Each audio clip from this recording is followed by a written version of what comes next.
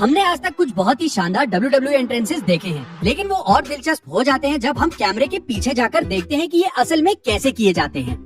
Undertaker को पता है कि एंट्रेंस कैसे करते हैं, खास तौर से रेसलमेनिया में। डेड मैन के कूलेस्ट इंट्रोडक्शंस में से एक रेसलमेनिया 29 में था, जहां हाथों का एक ग्रुप जमीन से निकल रहा था। धुएं की वजह से देखना मुश्किल हो रहा था कि असल में क्या हो रहा है, लेकिन शुक्र है वहां मौजूद फैंस के साझा किए वीडियोस का, जो हमें सच का पता चला। वहां जमीन पर खुली जगह थी, वहीं से अंडरटेकर और वो सारे हाथ बाहर आए। व्यूअर्स को टीवी पर इसे देखने से रोकने के लिए WWE ने धुएं के भरने तक वाइड शॉट दिखाए। लेकिन वो हाथ किसके थे? वेल, वो हाथ बाकी रेसलर्स के थे, जैसे Xavier Woods, Sammy Zayn, the Ascension और कई और। उनकी आइडेंटिटी छुपाने के लिए उन्हें काले और लाल रंग के बॉडी सूट्स पहना दिए गए थे। जब वो पहली बार WWE में आए, ब्रे वाइट का अपने एंट्रेंस के बारे में फैंस को बताने का एक अनोखा तरीका था। कई सालों तक व्हाइट और व्हाइट परिवार के लोग अपने हाथों में एक लैंटर्न लिए रिंग की ओर धीरे से चलते। मुझे आपको बताते हुए बहुत बुरा लग रहा है, लेकिन वो लैंटर्न नकली थी। वेल, सिवाय उस बार के जब वो लैंटर्न जो वीडियो में दिखाई गई थी। लेकिन वो जो ब्रे रिंग में लाते हैं वो इलेक्ट्रॉनिक है, जिसके नीचे एक स्विच है। आपने ध्यान दिया होगा कि ब्रे वाइट हमेशा अपना हाथ लैंटर्न के नीचे रखते हैं जब कभी उन्हें इसे बंद करना होता है। ऐसा इसलिए क्योंकि वहाँ लैंटर्न को बंद करने का स्विच है। लेकिन आप बैक स्टेज वीडियो में देख सकते हैं कि व्हाइट लैंटर्न को नीचे से नहीं पकड़ेंगे, क्योंकि वो असली थी। व्हाइट के रिंग की ओर आते वक्त WWE के नकली लैंटर्न का इस्तेमाल करने के पीछे कुछ कारण हैं। सबसे बड़ा कारण ये है कि असली लैंटर्न की असली आग इतने बड़े एरिना के लिए काफी नहीं होगी, और इसके साथ ये भी वजह हो सकती है कि शायद कभी ब्रे आग को एक बार में ना बुझा सके, तो ये बहुत ही शर्मनाक होगा अगर उनके फूकने पर आग नहीं बुझी। द एसेंशियन को शानदार एंट्रेंस नहीं मिला, लेकिन ये अनोखा था जिसमें कॉनर और विक्टर जमीन से उठते थे। ये कैमरे पर बहुत शानदार लगता था, लेकिन असल में ये कैसे था? आप इस वीडियो में देख सकते हैं कि कॉनर और विक्टर उनके गाने के शुरू होने से पहले ही आ जाते थे और सही समय पर खड़े होकर कैमरा फ्रेम में आते थे। रेसलमेनिया 32 के दौरान न्यू डे को अब तक का सबसे रोचक एंट्रेंस मिला। स्टेज पर बूटियोस का एक बड़ा डब्बा बाहर आया, फिर वो गिर गया, जिससे कोफी किंगस्टन, जेवियर वुड्स और बिग ई बाहर आए। ये शानदार था, लेकिन उन्होंने ऐसा किया कैसे? वेल, एक फैन के द्वारा रिकॉर्ड किए गए एक वीडियो में हम देख सकते हैं कि वहाँ असल में पहले से ही एक डब्बे में 2 लोग मौजूद थे और उन्होंने ही डब्बे को गिराया।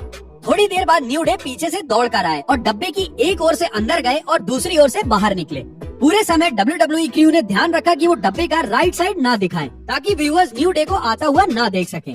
असूका का एंट्रेंस हमारे बात किए हुए बाकी रेसलर्स के मुकाबले इतना फ्लैशी नहीं है, लेकिन जिस तरह असूका हमेशा मास्क पहनकर आती है वो एक सीक्रेट है। लेकिन वो बिना किसी स्ट्रिंग के मास्क को अपने चेहरे से जोड़े कैसे रखती हैं? तो राज क्या है?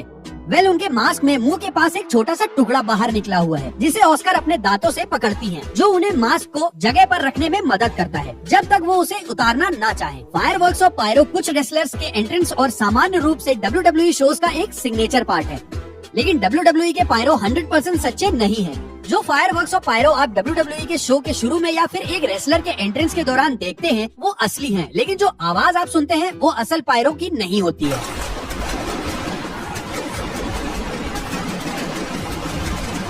वहाँ असल पायरो के साथ WWE कंकशन पायरोस का भी इस्तेमाल करती है। कंकशन पायरो सिर्फ आवाज करते हैं और असल में नहीं फटते।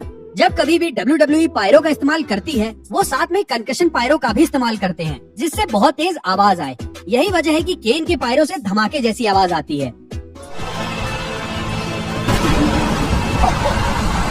चलिए आपको दिखाते हैं कि कंकशन पायरो कैसे अंतर पैदा करते हैं। यहाँ है 2 उदाहरण।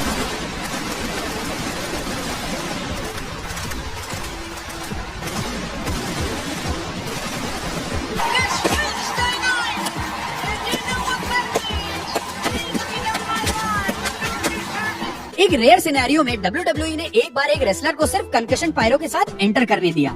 रैबैक की रिंग की ओर बढ़ने से तुरंत पहले फैंस ने एक बड़ा धमाका सुना।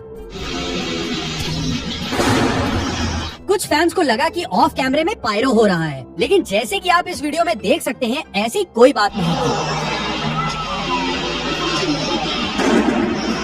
एक इंसान जिन्हें उनके एंट्रेंस के दौरान पायरो मिला वो थे जॉन मॉरिसन। उन्हें WWE के इतिहास के कूलेस्ट एंट्रेंस में से एक मिला। लगभग हर बार वो बहुत ही आराम से स्लो मोशन में जाते, यहाँ तक कि उनके लिए पायरो भी धीमे हो जाते। लेकिन ये काम कैसे करता था? जैसे कि आप सोच सकते हैं, ये एक टीवी प्रोडक्शन ट्रिक था, बिल्कुल वैसे जैसे कैमरा गोल्ड डस्ट के एंट्रेंस के वक्त फिल्मों जैसा सिनेमैटिक बन जाता है, या फिर NWO के आते वक्त सब कुछ ब्लैक और व्हाइट हो जाता है। जॉन मॉरिसन के लिए WWE कैमरे का फ्रेम रेट कम करती थी ताकि वो स्लो में इफेक्ट मिल सके। जो फैंस इसे टीवी से देखते उन्हें ये देखने में बहुत कूल लगता, लेकिन एरिना में मौजूद लोग सिर्फ जॉन मॉरिसन को सामान्य तेजी से चलते हुए देखते। लेकिन स्लो मोशन इफेक्ट करना टीवी ब्रॉडकास्ट को धीमा कर देता, तो वो इसे सामान्य तेजी पर कैसे लाते हैं? जॉन मॉरिसन के स्लो मोशन के तुरंत बाद ही WWE एक वाइड शॉट लेता या फिर दूसरे रेसलर्स को दिखाते जो नॉर्मल फ्रेम रेट में होते हैं। उसके बाद वो वापस मॉरिसन वाले कैमरे पर जाते हैं जो अब नॉर्मल स्पीड पर आ चुका हो।